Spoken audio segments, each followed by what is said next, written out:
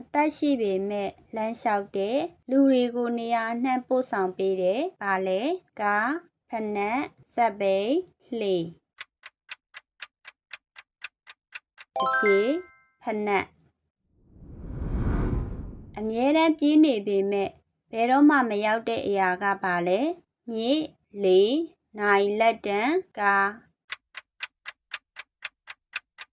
အဖြေနိုင်လက်တံသူကပြောတတ်တယ်ဒါပေမဲ့ဘာသာစကားမရှိဘူးဘာလဲရေဒီယိုစာအုပ်ဂီတပုံရိပ်အဖြေဂီတ